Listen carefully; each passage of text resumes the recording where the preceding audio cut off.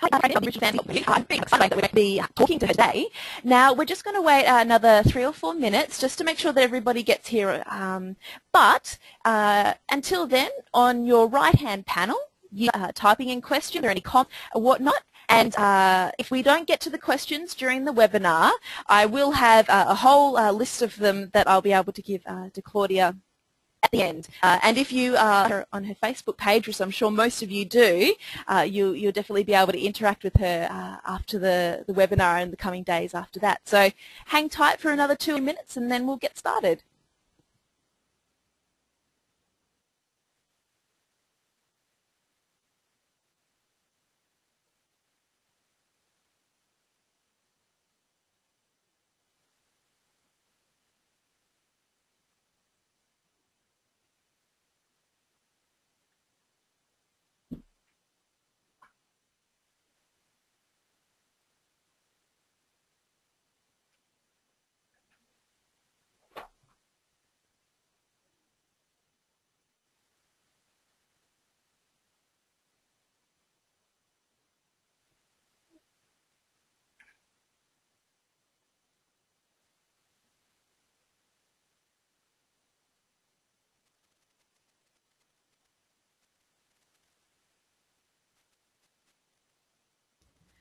Okay, I think we've waited long enough for those stragglers. So everybody, thank you so much for joining us at this very special author webinar with the lovely Claudia Christian. Now, Claudia is a wonderful actress, as you all know. She has come out with a new Babylon Confidential, where basically she's talking all about the very diverse and interesting life that she's had over her career as an actress, and I'm very excited to have her here today. Thank you so much, Claudia, for joining us. It's my pleasure. Thank you. Now, I have to ask, and this is the most natural point to start this, why did you write this book? This was what Lisa wanted to know. I discovered the Sinclair method. I realized their faces were just completely blank. And I knew the statistics of how many people die every year. In America alone, it's 105,000, 8 million worldwide. And I just thought it was absolutely imperative that the word get out. So I contacted the author of The Cure for Alcoholism, which is about the Sinclair method, Dr. Roy Escapa. And I asked him what I could do as me, Claudia Christian. What can I do to help you? And he said, write a book. So I did. But it's not all. I suppose it's not simply just a book about, although that is the main part about the Sinclair method and your troubles with alcoholism. But it's also it's a much broader view of your life.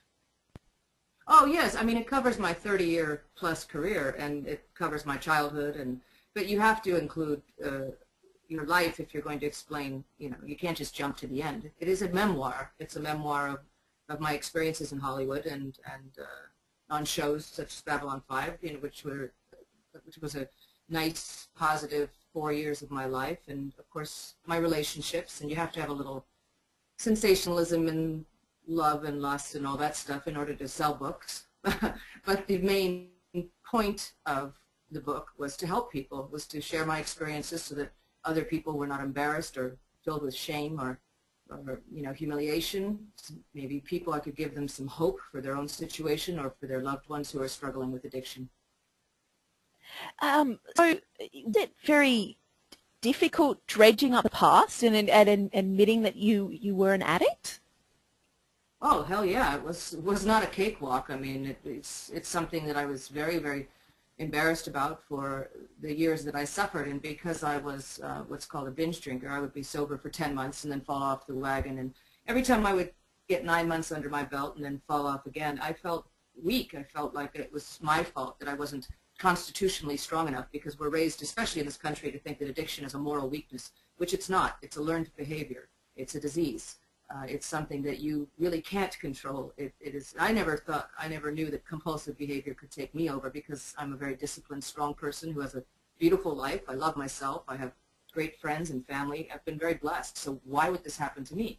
And it has nothing to do with that. It has to do with your genetic predisposition. And the more you do a certain activity, such as drinking, the more you strengthen those neural pathways in your brain, and eventually it becomes a compulsive disorder, an addiction. And that's exactly what happened to me. So, you know, it's just something that I think that it was very difficult to do. I think reading the audio book out loud for me, which I did recently, was very difficult. I didn't think that I would cry, but I did actually. So I had to stop a couple of times. Even though my brother's been dead for 30 years, you know, that's still longer than 30 years. What am I saying? 40 years. It still hurts, you know. Certain things got to me rereading it because it's something that I've been pushing down for a long time. So it's all out in the open now, though. Well, that must be very scary. I mean, was there? I have a question from Jason here, which I think sort of meshes in with that. You know, was there any part of the book you considered not including because it was too personal? No, absolutely not, Jason. Because if you're going to be honest, you have to be 100% honest, and I just could not. Or leaving out embarrassing things because I was too embarrassed to talk about them. If I'm going to connect with other people going through what I went through, then I have to be honest. And I didn't care what I came across as. I know I'm a good person inside, so you know, I just wanted to be honest with people and say, if this can happen to me, it must be happening to you. Yeah. And thank you very much, Jason, for that question. And remember, everybody, on the panel on your right-hand side, you can ask questions, put any encouraging comments if you want to, say hi. I wanted to talk to you not only about your book today, Claudia, but we also have a lot of very enthusiastic Babylon 5 fans here on the webinar at the moment. And so if you don't mind, would I be able to slip some Babylon 5 questions in there as well? Of course, yeah, sure. Well, I did have from Adam, and Adam was wanting to know, what do you miss most about your time working on Babylon 5?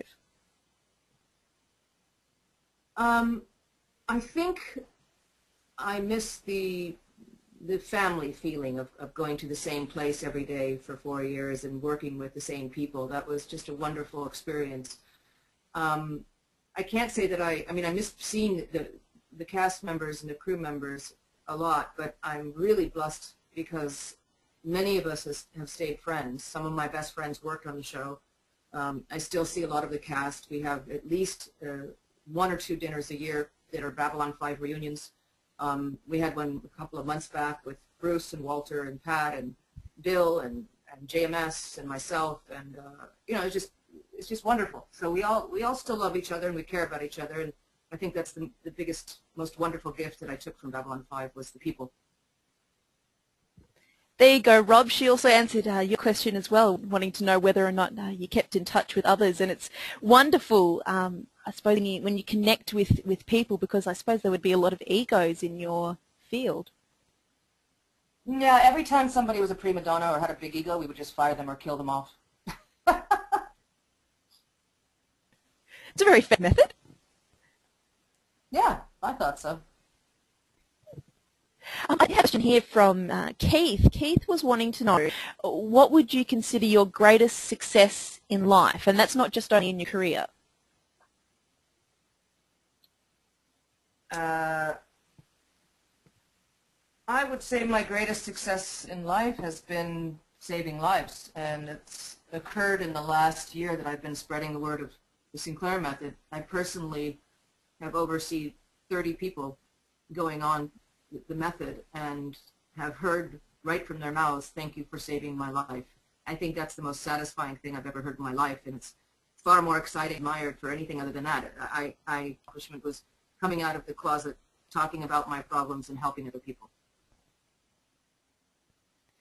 That's fantastic, and it's people can say about their lives, can say that they've actually saved somebody else. No, I never thought that I would. I mean, I had always hoped that I could do something important in my life, but I never realized that I'd have to become an alcoholic in order to do it. Believe me, that wasn't really part of my grand plan for my life, but I have absolutely no regrets. I'm not angry about what I had to go through, because if it made it possible for me to now help other people, then I would gladly go back to that hellish place and do it all over again. just to be where I am today. And I'm sure a lot of people thank you for that.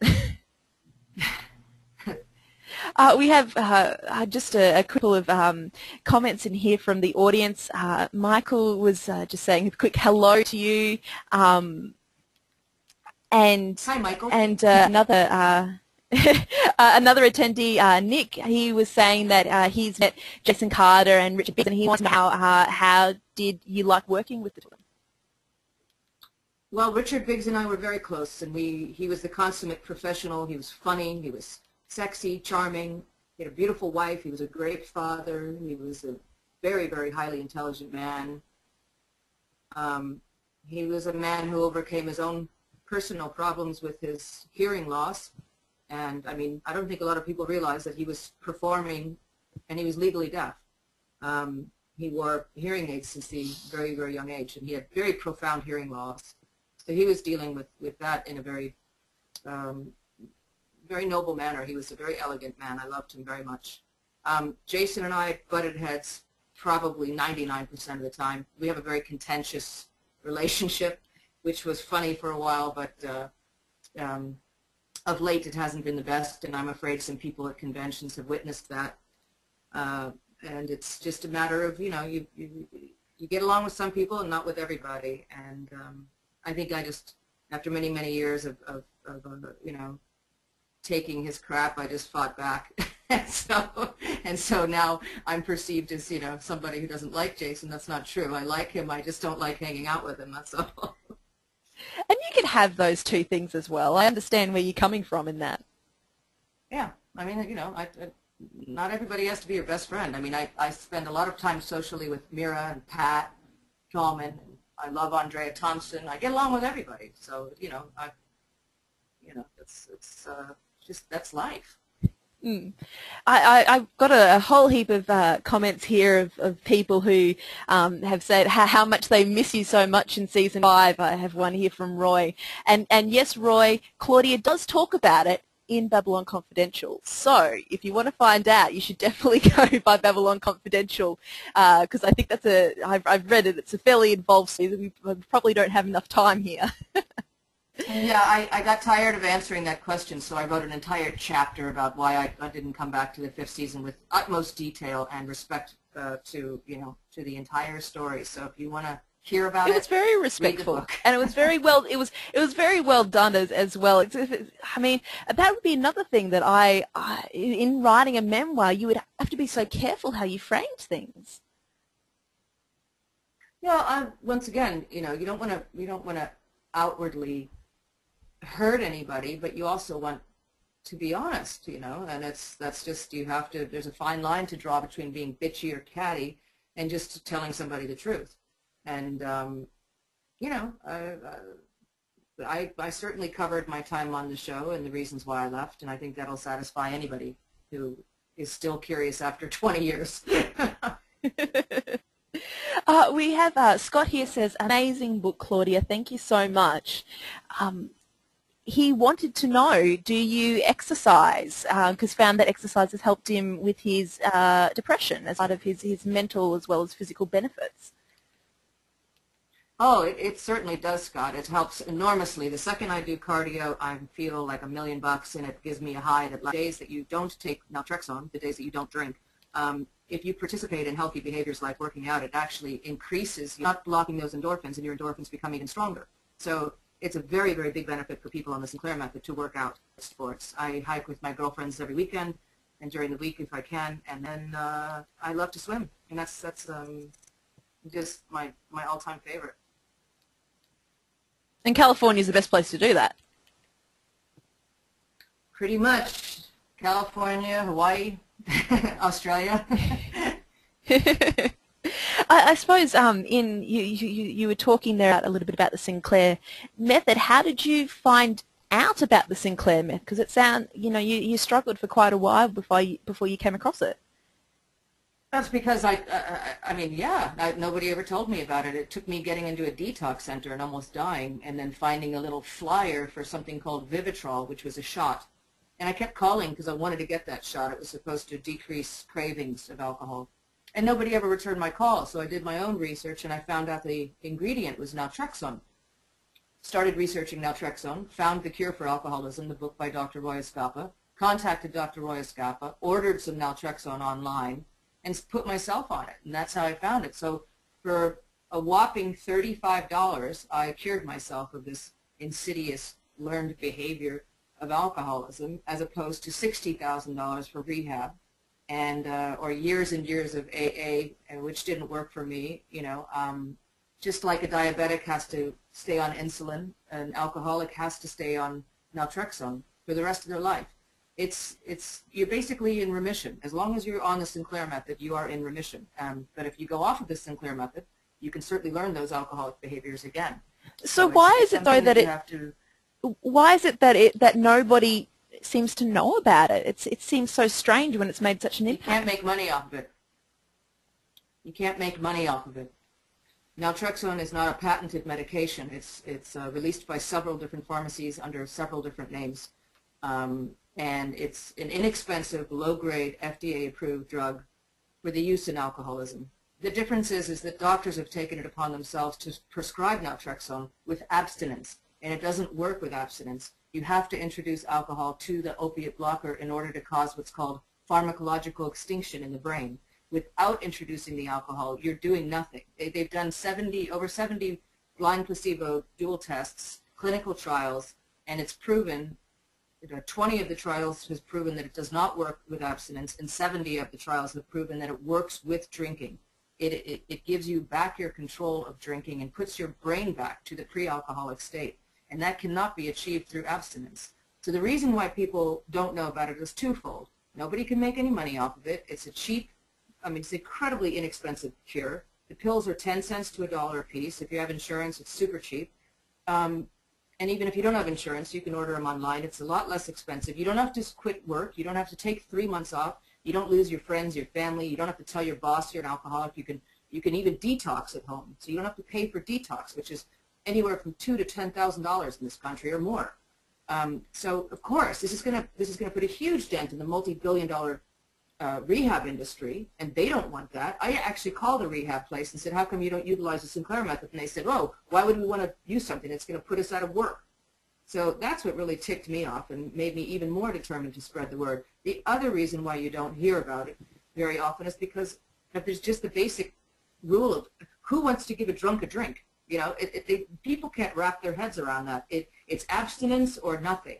And they just don't get the science. They don't read about it, so they don't understand it, so they immediately shut it down as some sort of quacky,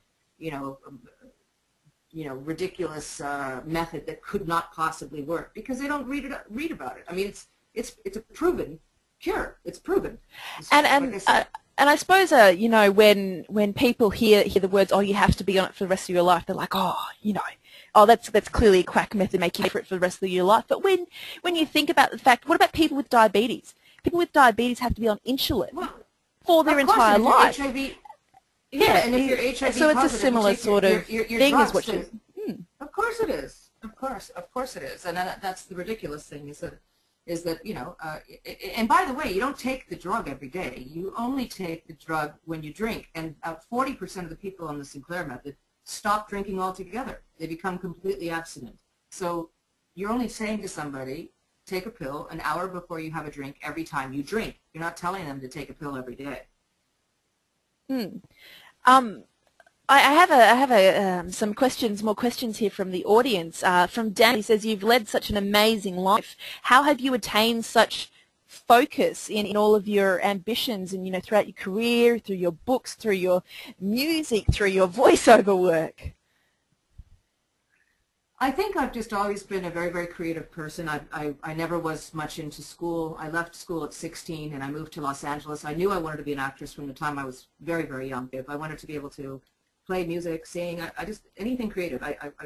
That's all I loved was the arts. And I was very much jack of all trades, master of none. I would pick up the violin for a few months, the piano for a few months, the guitar for a few months. I never mastered anything, except I'm a darn good cook, and a pretty good actress. But the rest of my endeavors were either out of boredom when I wasn't acting, I wanted to fill my time with other things, or just for the challenge, just for the fun of it. Well, Michael, this is probably a question, your question would lead on from this. What do you want to do next, career-wise?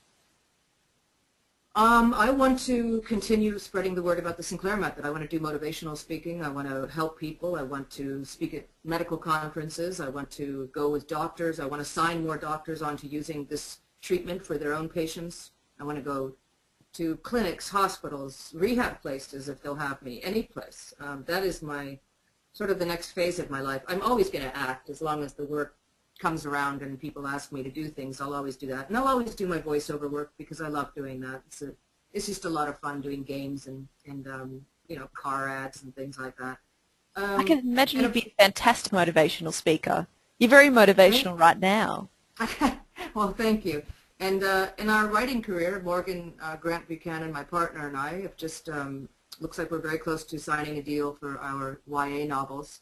Oh, yay! Empires. So, yeah, so those will be released in the first one will be released probably in 2013, we're hoping, or 2014, not sure about that. But yeah, so we'll be writing those. We have, in that series there will be 4 books. And we have a kick-ass protagonist, female, Akala Viridius. And it's just a really exciting project. So we're very enthused about that. So I'll obviously be doing that as well. So all sorts. There you go, Ernest. Claudia answered your. Yeah. Yeah,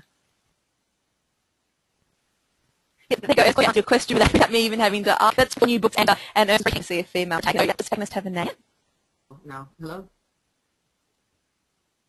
Hello. Oh, sorry about that. Hey, can you hear me now, Claudia? Hello, Claudia. Technical difficulties, people. Yes. Gotta love it. Okay. Oh, good, because you can hear. Goof, but I can hear it a little better now. So, but I definitely missed. Oh, sorry about that. Well, Ernest was he was saying that he was very excited that you're going to be doing 4 books, and he was doubly excited that that's going to be a female protagonist. And I was wondering, does the female protagonist have a name? Akala. And Akala it's a Rome that never fell, and it takes place in the future. So we have aliens, and we have the various houses warring against each other in Roman fashion. We have many different worlds. It's a very action-packed first person. You know, our hero it starts when she's only 16. So and then she's going to obviously go into adulthood. So it'll have her relationships, her adventures. In the graphic novel, she looks suspiciously a lot like Susan Ivanova. Funny that. In other words, they drew her to look like me, younger me, obviously. And we have an app, and we are working still on the, like I said, the graphic novels, and it's just we're very excited about the whole idea, the whole world that we're creating for Akala and her cohorts, her legionnaires, and her families, the different warring families in the Roman Empire. It's exciting. Oh, that sounds wonderful.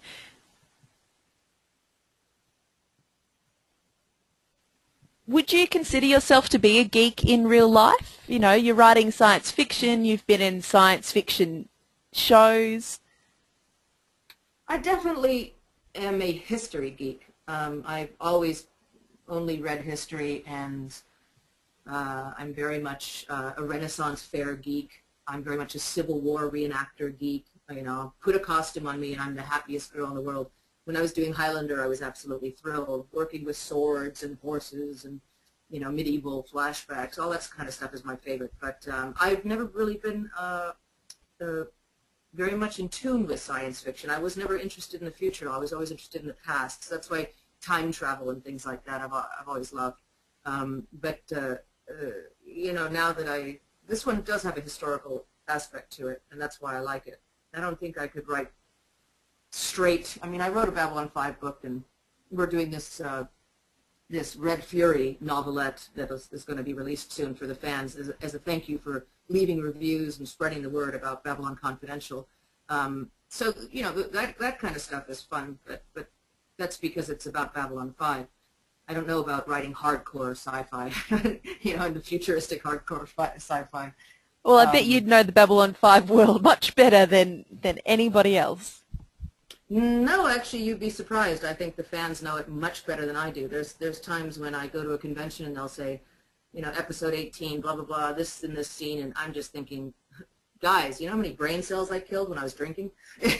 I don't remember what I had for lunch yesterday, much less what I did 18 years ago in a scene, you know, in Sun Valley in the middle of the summer. You know, I mean, just couldn't have a clue. Would you, I mean, you talked about doing like a Babylon 5 novelette and whatnot. Would you like to do a spin-off show of Babylon 5 with Ivanova as a main character? Michael was wanting to know this. Well, of course, who wouldn't want to? I mean, that would be amazing. You know, yeah, absolutely. I think Warner Brothers owns the rights. I don't even think Joe Straczynski has the rights to Babylon 5 anymore, so that's why nothing ever happened to it, unfortunately. But hey, you know, when Akala gets old, maybe I could play Akala later on. if we get these books out and get some television or film work made out of her. Oh, that'd be brilliant. Yeah. And on my sword skills. I would definitely pay to see you wielding a sword. That'd be fantastic. It's one of my great pleasures in life. You wield one already? Yeah, I collect edged weapons, so I have a nice little collection of swords. You know. That's fantastic. Told you I'm a geek. Oh, that definitely fits in with all the history stuff there. And thank you, Stefan, for asking that question about whether Claudia would consider herself a geek. I definitely think that collecting swords is more cool than geekish, though. I don't know. Books and pointy, sharp things. I don't know. That's pretty geeky. I had a question from Shauna, which is as soon as she asked, I was like, oh, that's very interesting. And it's another question about the Sinclair method. And she was wondering, is the Sinclair method specific to alcoholism, or does it work with other addiction or obsessive behaviors as well? It works for a lot of things. It works for opiate addicts. It works for gamblers, known to work on chocolate addicts. It can be used for cocaine addicts. About 78% of the people who go on it have a long-term success rate. There's a small number of the population that do not respond to naltrexone. And in terms of the drugs, like you were saying with the alcohol, you take the drug in conjunction with the alcohol, but that's not how it's done with the drugs as well? You cannot take naltrexone if you have opiates in your system. But if you are clean, and then you know you're going to take an opiate because you have chronic pain or something, you can take it in conjunction with naltrexone so you don't become re-addicted. It will block the high of heroin, I've heard. If you're going gambling, or they're going to come out actually with a spray in the next year or so for binge eaters, which is using a different form of the drug, not naltrexone itself. I think it's nalphemine, I think. Don't quote me on that, but that's something that you'll be able to squirt up your nose right before you know you're going to binge. You don't have to wait an hour like you do with the naltrexone combined with alcohol. You have to wait an hour before you have a drink, every time you drink. But with this spray, you'll be able to spray it up your nose, go to McDonald's, buy your 10 hamburgers, and you pretty much will only eat maybe a half a hamburger or one hamburger or two in the beginning, but you won't go on a massive binge. It's the same thing with alcohol. Over the period of a few months, you find yourself drinking less and less and less and less, and either you go sober or you go back to your moderate or light social drinking. But the difference is you have it under control and you don't think about alcohol in a compulsive manner. You don't think about drinking. There's times that I forget to drink and other times that I go to 3 dinner parties in a week and have a couple glasses of wine. So it's pretty much being back to the way I was in my 20s. I did have a question from Robin, and she was wondering that, you know, when you speak of the Sinclair method, what would you say to fans who might be put off by the idea of an endorsement? Well, how can I be endorsing anything when I'm not making any money off of it? I don't have a patent on the Sinclair method because there is no patent. I don't own a pharmaceutical company, so I'm not making any money off the drugs. I'm not endorsing it in any medical way because I'm not a medical profession. I am simply spreading the word. I mean, and for that would be like saying, if I found a cure for cancer, if I wasn't, and I had cancer, and I found that this particular thing cured me of cancer, what, I'm not supposed to go talk about it? I'm not being paid to be a spokesperson for the Sinclair method. Dr. Sinclair has never made any money off of this. He did it out of the goodness of his own heart. He deserves a Nobel Prize. He was like Jonas Salk. He didn't have any addiction in his family. He's not an alcoholic. He did it strictly out of pure curiosity and scientific research. And he moved to Finland in the 1960s and started studying alcoholic rats. And he came up with his research. And over the past 40 years, it's been one of his biggest works of his career. And nobody knows about it because he's not a publicity hound, and he just, he's just a regular guy living in Helsinki saving lives. And so, so my response to any fans thinking that I'm doing this for any sort of self-promotional thing would be, get your head out of your butt. I'm doing it to help people and to save lives. And also, I suppose, it's a major part of your story, and it's a part of your passion. And Babylon Confidential is your memoir, and it's to separate, your fandom and personal life. The reason fans want to connect with you is because they want to know about you and what you're passionate about. Sure, and I am passionate about it. And if anybody knows the publishing business, they would know that unless you're a multi-million copy seller, you don't make any money off of books. You make a couple of cents a copy after you pay back the advance, and the publisher makes the lion's share of any. Certainly not to help my career. And it's it was to be honest with people, to share this with them, and to hopefully save lives, like I've said. I also had a comment here from Mark, and he was just saying that having come from a nursing background and in his work and also in his own family, he's wanting to acknowledge and applaud you for your bravery in doing this. It was not easy, but nice to say I was an alcoholic, as opposed to standing up every day and saying, hi, I'm Claudia, I'm an alcoholic. I can actually stand up and say, hi, I'm Claudia, I used to be an alcoholic. And that feels incredibly good. But the first time I had to actually admit it was very difficult. And every day I get more brave, and every day I get more excited, and every day I get more passionate about it. Ernest was wanting to know, do you feel more emboldened now than you have in any other time of your life? Absolutely, Ernest, I do. I feel more emboldened, I feel more honest, I feel free, and I feel very, very strong at this point in my life. I have Michelle here. She wanted to know, will you be traveling the country doing book signings soon? I only have a couple of events booked so far. There's one in Los Angeles at one of my favorite bookstores called Book Soup, and that's January 15th. I have an event January 11th in Santa Barbara, California, where I'll be talking with some doctors on a panel, taking questions from a live audience and signing some books afterwards. I'm hoping that, and I will be at the NEC because it must be 3 in the morning there. But I will be in Birmingham November 24th, and I will bring books with me to sign and to sell to people because it hasn't come out there yet. So other than that, I really don't have any signings except for next year. There's a Babylon 5 reunion in Phoenix, and I believe that's in May. And I'm doing a signing in Burbank as well at a place called Dark Delicacies this December. So there's some things. You can go to claudiachristian.net or babylonconfidential.com, and they have all of my appearance schedules on there with the dates and the places, and that's updated very frequently. Wonderful. And I had Roy here wanting to thank you very much for answering his question. He has Babylon Confidential ready for him for his Christmas present, so he has to wait that long to find out a little bit about how you live on 5. But I tell you what, it is worth the wait there, Roy. Now, Evelyn has a wonderful question, and she was wanting to know, is there a pivotal event or moment in your life that you wish you had done differently? Is there a pivotal moment in my life that I wish I had done differently? Yes.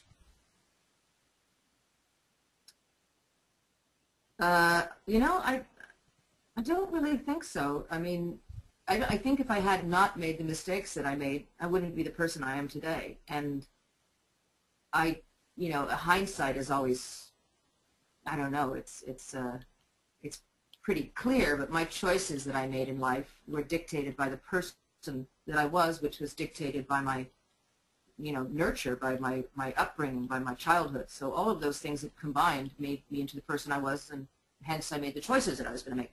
I mean, I don't really have anything that I look back on with regret. Nothing I could do to keep myself from becoming an alcoholic. So those were not choices that I had to make. No, I mean, I'm sure I was with some jerks in my life, but then again, they taught me what I would and would not put up with in a relationship. So that's made me a stronger person too. I don't really think I've made any dumb choices. Luckily, when I was drinking, I always drank at home, so I never killed anybody or got a DUI, or I would just, I wouldn't go out in public, so there's no naked pictures of me partying and throwing up in limousines. So no, I don't think I really made a lot of regretful decisions in my life. Well, it's not many people who would say that they don't really look back and not regret something. So I can't really think about it. I mean, even my semi-lousy marriage, I mean, I learned a lot by doing that, and I learned why I did it. I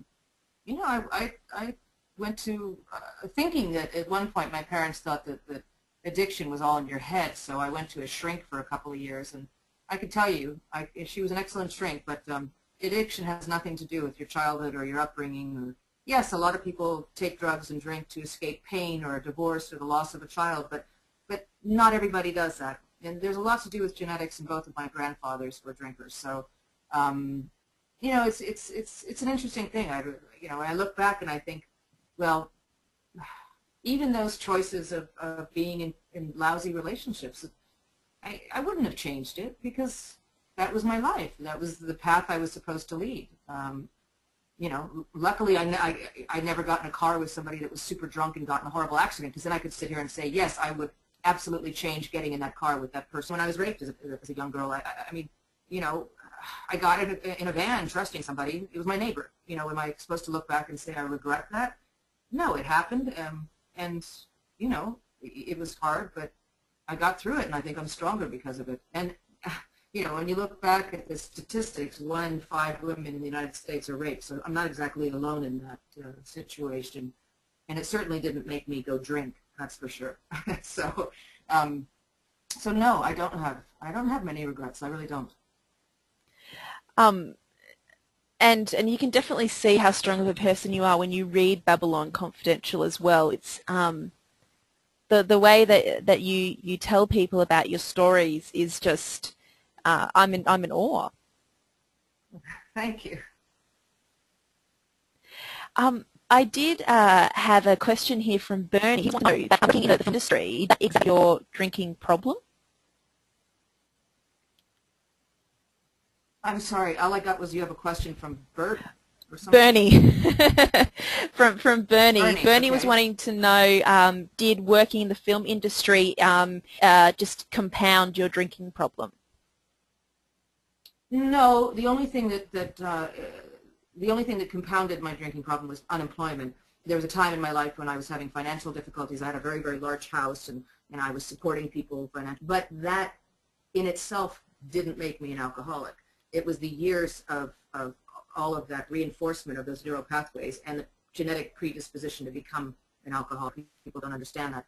But certainly I was drinking more at that point in my life. But once again, if I didn't have the disposition to become an addict, I wouldn't have been drinking a lot. I would have been more proactive and probably, I mean, the times when I was sober, I was still broke, or struggling or unemployed, and I would be sober for 9-10 months, and that didn't lead me to drink. I was able to not drink, and so I was in the same exact situation as I was when I was drinking and when I wasn't drinking for those period of 3 or 4 years when my addiction was at its worst.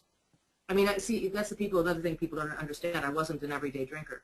I was a 3 months off, 1 week on, 6 months off, 1 week on. So my year was broken down by how many times I fell off the wagon. I wasn't an every night, let's polish off 9 bottles of wine kind of person. But which is worse, actually, because the more alcohol deprivation you have, the worse your binges become. I have a quick... yes, continue. No, I was just going to say that certainly work always helped the situation, because I love working, and and I would never work under the influence, obviously. And so the second I would have a job, I had no desire to drink whatsoever. So I guess Bernie's question is interesting because Hollywood compounding it, Hollywood making it worse. I think there's a lot of people in Hollywood that are addicts because it's a career that attracts that kind of personality. It's very much a gamble. When you become an actor or an actress or a director, it's very much a gambler. Every day of your life is gambling. Will you get a job? Will you get a job? And you spend an enormous amount of energy and effort going up for auditions, getting ready, putting on makeup, driving to the audition, memorizing your lines, and it's all for nothing because the majority of the time you don't book the job. So it's almost like going to Vegas and losing 99.9% of the time, but that 1% that you win is so satisfying and so wonderful that you become addicted. And it's the same part of the brain that's an addict. It's the same thing as being addicted to emails, being addicted to the endorphins that chocolate release, sex, whatever. It's the same part of the brain.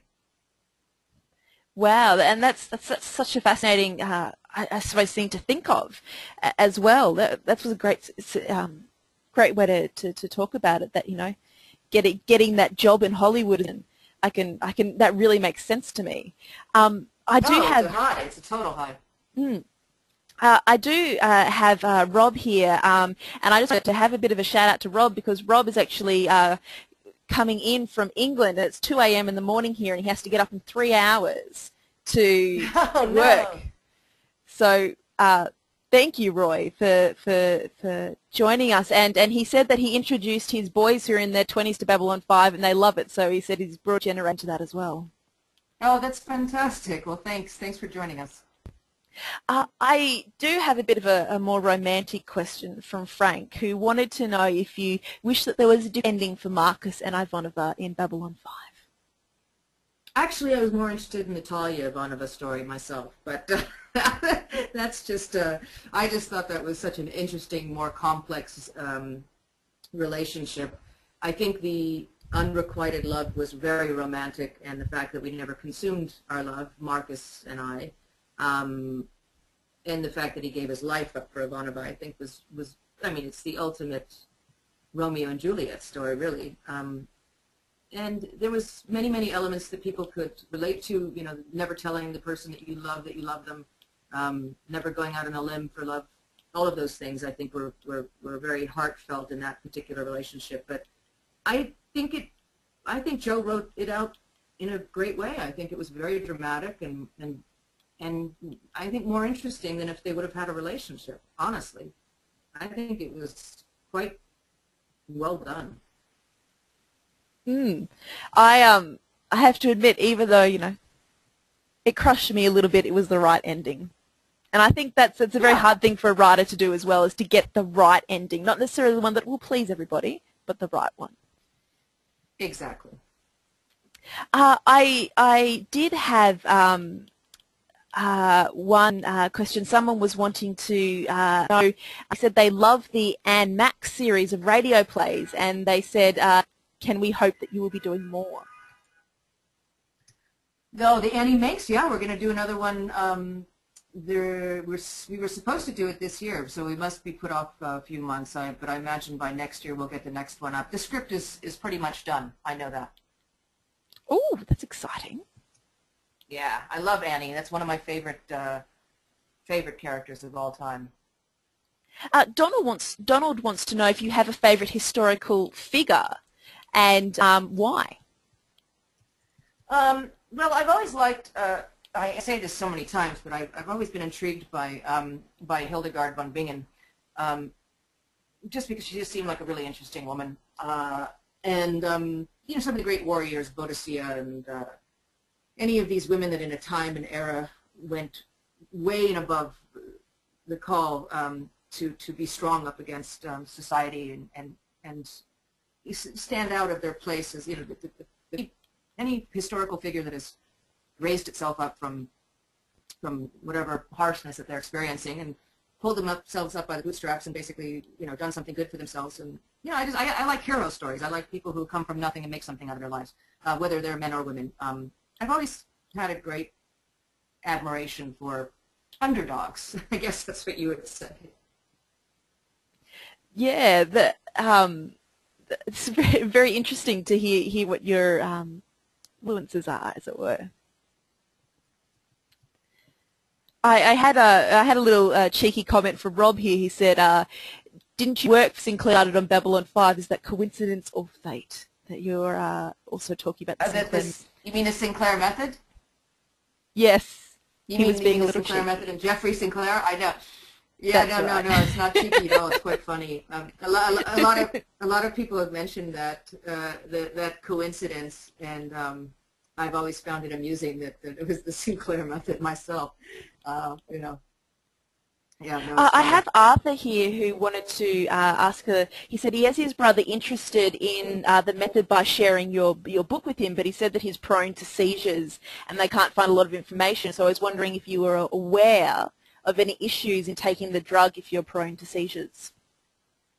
No, the only side effects that I've ever heard of, and I've never experienced any of these myself, has been slight nausea and slight headaches. Not to imagine, it's also all of these opiate blockers they come from or no longer strictly organic material, but that would be a question for Dr. Roy Escapa for the forum on the Sinclair Method forum, or I'd be happy if they email me at claudia@babylonconfidential.com. I would be happy to forward any questions they have to Dr. Sinclair himself, who can answer that. And also, if anybody has any questions sent to me, it's at claudia@babylonconfidential.com. I'd be happy to answer any of your questions. In addition to that, there's a lot of information online, but I've never heard of anything like that. I've never heard it affecting anybody that would have seizures. That's a question for your GP, the Sinclair Method Forum. You can download also on thecureforalcoholism.com. You can download a big chunk of Dr. Roy Escapa's book. You can also download a letter for your doctor saying that you want to go on the Sinclair Method, and then they would prescribe a prescription of naltrexone for you. And that's probably the safest and best way to go about it. But all of these questions can be asked more in depth to the doctors themselves. I had Mark here. He was wanting to say he's very excited about getting his book in the mail, and he wanted to know whether you could give a brief rundown of what Red Fury is going to be about. Red Fury takes place in the major plot lines, but Mr. Garibaldi is very, very prevalent in the story. It starts and ends with him. He's the so-called bookends of the story. Bester is basically takes on the Psychor. She gets pushed against a corner and acts out in a very, very crazed manner. And I don't want to give away why or what. I just say I don't want to give it away, but she's in a particular ship that is causing her to go a little bit out of control. It's a really great story, and I think the fans are going to love it. I don't want to give away more secrets. That sounds exciting. I like it. I think you wanted to have any sword training or fencing training. No, of the surprise, so I'm just going to leave it at that. It's action-packed. Got to read funny. it. Yeah, you got to read it. And it'll be free. It'll be posted very soon. Oh, exciting. I was wondering, do you have any sword training considering you had this other collection? Oh, by the way, I just want to reiterate that actually Red Fury is going to be posted tomorrow. So everybody check on my Facebook fan page tomorrow. That's when Red Fury is going to come, FYI. And to answer your question, the sword training I received was from F. Braun, who was the sword master of Highlander, and he's one of the biggest sword masters in television and film, the art of sword fighting and stage combat. The only official training I had, besides just years and years and years of screwing around at Renaissance fairs with broadswords and double-hilted swords and Scottish daggers and you know, throwing knives with my brothers when I was a kid. After that, I have had a ton more sword questions, but I'm sorry guys, I might have to leave that because we're coming to the end of the webinar. I know it's sad, but Claudia has agreed to do a reading for us from Babylon Confidential. So Claudia, what's this those little excerpts we're going to hear? Honestly, I looked at the clock and there was only 3 minutes left, so I thought we were skipping that, so I put the book away. Sorry about that. Oh boy. Hold on a second. Hang on.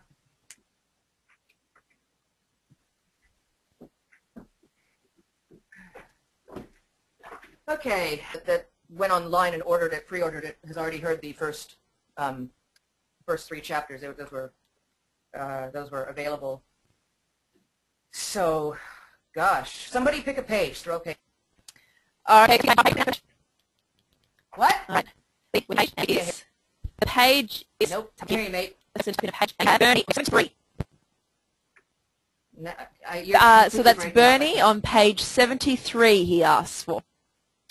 Okay, Bernie, page 73. Okay. You got it, Bernie. So page 7. Right, there we go. Oh well, this is going to be so random. I was due to move out while Patrick was away at another festival in Europe. In the meantime, I've been cast in the Adam Rifkin film Tale of Two Sisters with Valerie Bryman. It was a very low-budget, experimental, fly-by-the-seat-of-your-pants kind of production. Adam needed a location to shoot the movie and asked if we could use Patrick's place. Absolutely. Mi casa es su casa. The crew rolled in. Lawrence Bender of Pulp Fiction fame was the producer, and I was co-starring with Jeff Conaway again. We had a comedic sex scene in the back of the taxi.